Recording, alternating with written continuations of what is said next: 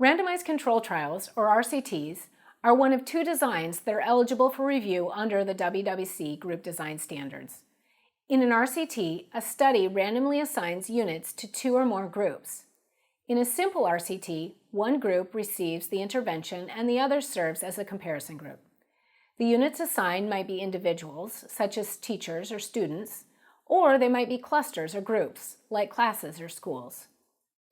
Ideally, randomization should create similar groups, which means groups that are similar on both observed and unobserved characteristics. An observed characteristic is something we can measure or record, such as gender or test scores, whereas an unobserved characteristic is something such as motivation that is not or cannot be directly measured. Why does the WWC prefer groups that are similar? When groups have similar characteristics at the beginning of a study, then we have confidence that any differences we see in outcomes between the groups are due to the intervention that they received. When groups are not similar, then these pre-existing differences could be responsible for the outcomes. This is the advantage of randomized controlled trials. We can be reasonably confident that the intervention caused the measured impact. Of course, randomization doesn't always go smoothly.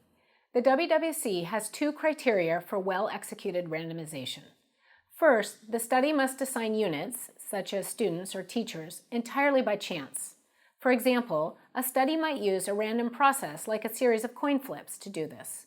When units are assigned to groups based on a series of coin flips, belonging to the intervention group is unlikely to be related to other characteristics of the units, such as students' prior test scores or race ethnicity. Other random assignment processes include those based on lotteries and random numbers generated by computers. However, some approaches to creating groups that might seem random may not actually be fully random. For example, a study might assign students who have birthdays in January to June to the intervention group and July to December to the comparison group. The WWC does not consider this to be well-executed random assignment. This is because research indicates that people with the same birthday may share similar characteristics. This is true for adults, but is especially true for young children. For example, using a month of birth to create groups in a kindergarten class might result in an intervention group with students who are relatively older than the students in the comparison group. The intervention students might perform better on the outcomes because they are older, and not only because they received the intervention. This is not random assignment. The key is for the assignment to occur entirely by chance. We also sometimes see studies that use class schedules to assign students to conditions. But relying on class schedules doesn't count as random assignment. Think about when you were in high school. If you were a member of the band, then you likely had most of the band members in your classes throughout the day because that was the only way to make your schedules work. The problem with class schedules is that students with certain characteristics often take the same classes, so the groups are not truly random. Studies must also meet a second key criterion.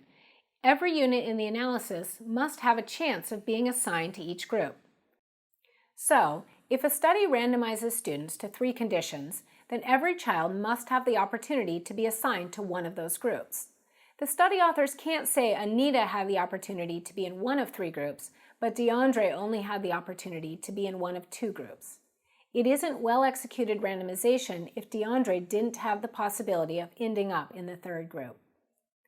The requirement that everyone must have a chance at assignment means that the analytic sample, which is the sample used in the analysis, cannot include anyone whom the study did not randomly assign. So if a researcher chooses to assign someone in the analytic sample to a particular condition, the WWC cannot review the study as a randomized controlled trial. This issue arises when researchers randomly assign some, but not all, students to conditions. For example, researchers may work with principals or teachers to assign a particular student to a group based on that student's needs. If the study is testing a behavior intervention and one student has significant behavior challenges, the study may purposely assign that student to the intervention group. Typically, researchers exclude these purposefully assigned units from the analysis. If so, then the study can be reviewed as an RCT. But if the study includes the student in the analytic sample, then the WWC cannot review it as an RCT. The WWC tends to accept an author's claims about random assignment. That is, we take their word for it if the authors say they used random assignment. However, the WWC looks for anything that suggests the study did not conduct well-executed random assignment. When the description in the study is incomplete, the WWC may contact the authors with questions. The WWC carefully reviews the entire text for a study, paying attention to how the authors describe the process, not just to the labels the authors use. Sometimes authors say only, students were randomly assigned, but later on they may say they included a student who was not actually randomly assigned, a sign that randomization may not have been well executed. However, the authors do need to say that they randomly assign units. Otherwise, the WWC assumes assignment was not random. Also, the WWC isn't concerned about who actually executed the random assignment, as long as there is no reason to believe that the study used a compromised randomization process.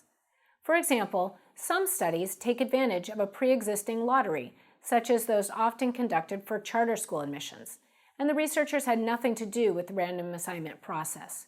That would be fine for the WWC. Some studies conduct a well-executed random assignment process, but something happens later that compromises the integrity of the design, meaning that differences may have been introduced between the intervention and comparison groups, and we are no longer confident that the intervention alone caused the measured impact.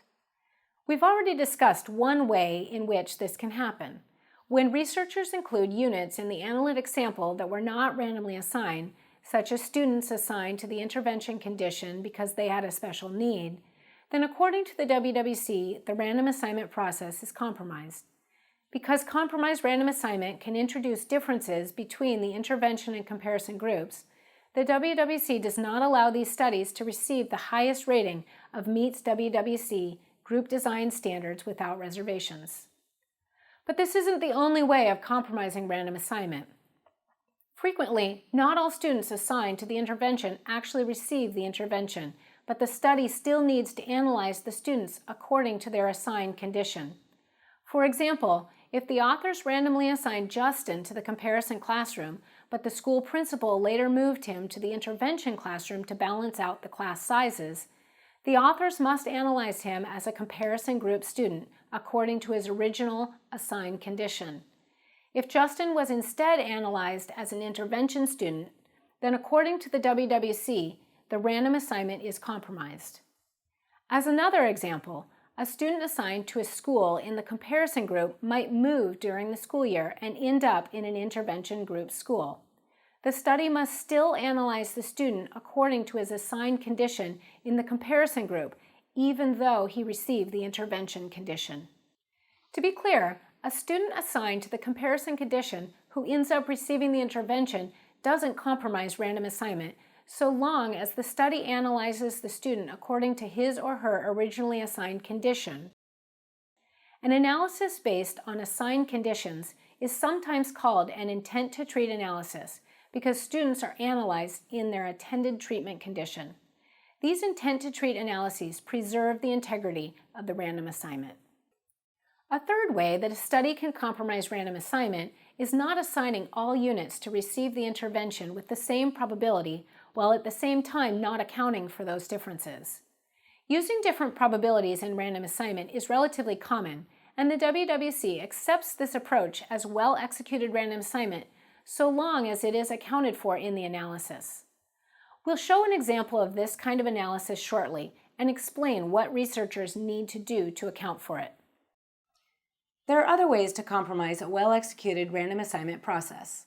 We'll talk more about those in later modules when we cover related concepts, including sample attrition. Let's discuss a few acceptable RCT designs. In one acceptable design, units, such as students or teachers, volunteer to participate. Then the study randomly assigns those who volunteer to conditions.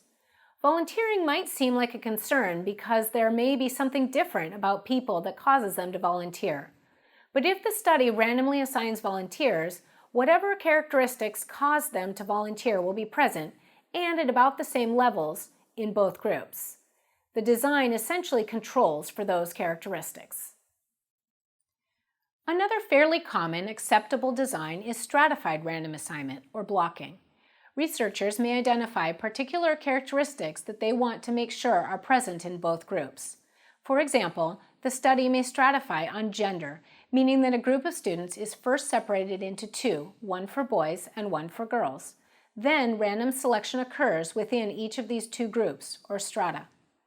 Researchers use this strategy when they want to make sure the intervention and comparison groups have similar ratios of boys and girls. In that case, the researchers would block the students by gender and randomly assign them separately within the gender blocks. Study authors can block on just about any characteristic. They may also choose to block on multiple characteristics.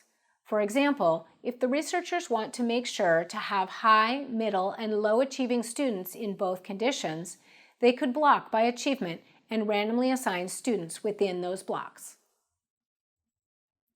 We often see studies that use different probabilities for randomization. Whereas using a fair coin toss to randomize students to conditions would assign approximately the same number of students to the intervention and comparison groups, other approaches that assign more students to one group than the other are also acceptable. In the example illustrated here, there are two strata, one group of schools that are making adequate yearly progress, or AYP, and another group that are not making AYP. For schools that are making AYP, the researchers used a 50-50 ratio for assignment, meaning they assigned schools using the equivalent of a fair coin toss. For those that are not making AYP, they used a 70-30 ratio for assignment, meaning that these schools were more likely to be assigned to the intervention group. The schools that are not making AYP were more likely to end up in the intervention group because there was a 70% chance that the study would assign them to that group. This is acceptable for the WWC.